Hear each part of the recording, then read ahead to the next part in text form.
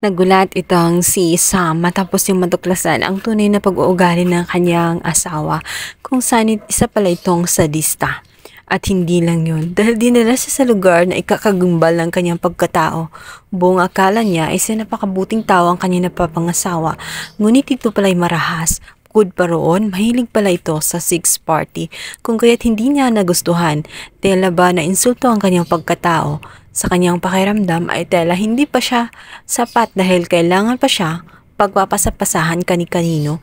Hindi ito nagustuhan ni Sam kung kaya't gusto niyang lumayo dito kaya Paco nang sa ganun makapag-isip-isip siya dahil tela kakaiba ang kanyang asawa at ayaw niya na sa ganoong sitwasyon siya at hindi siya nire-respeto. Si Sam, natapusin na nga ang ugnayan niya dito kay Paco.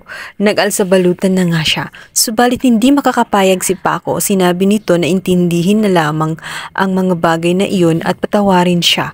Nagwawala pa ito at pinupukpok ang ulo sa may bed kung kaya't nakonsensya naman itong si Sam.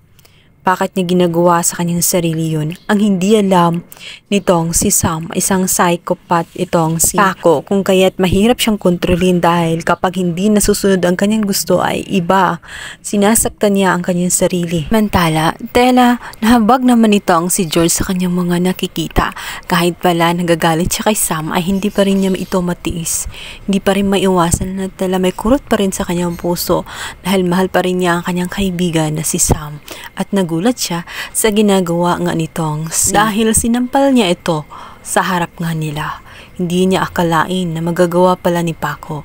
Dito na may nagkwento itong si Basil na kung alam ng dauman nun ay ni Sam ang tunay na pag-uugali ng kanyang mapapangasawa.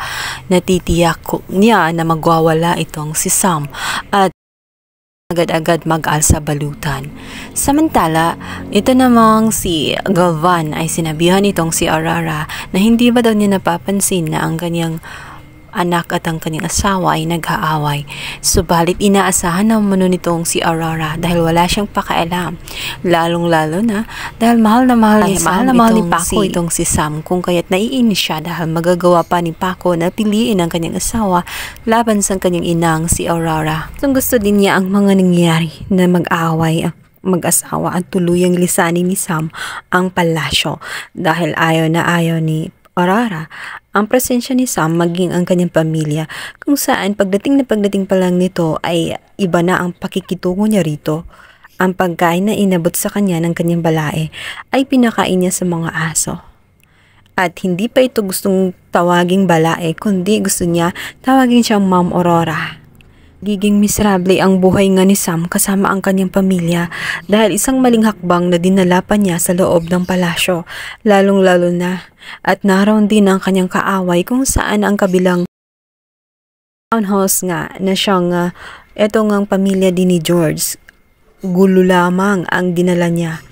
Hindi matatahimik ang buong palasyo lalo't puro kaguluhan ang nasa loob ng bahay. Napakalaki nga ng palasyo subalit ang mga tao ay tela hindi masaya sa isa't isa. Walang katahimikan. Pa kaya kung malalaman nga nitong si Sam ang katotohanan tungkol sa nangyari 5 years ago kung saan ang ginawa nga ni Paco dito kay Doc Arlie, tiyak na hindi mapapatawad ni Sam ang kanyang asawang si Paco. Yan ang ating pakabangan sa lalang umiinit na tagpo ng Widows War. Please don't forget to like and subscribe my YouTube channel. Thank you so much guys. God bless. Bye. Thank you.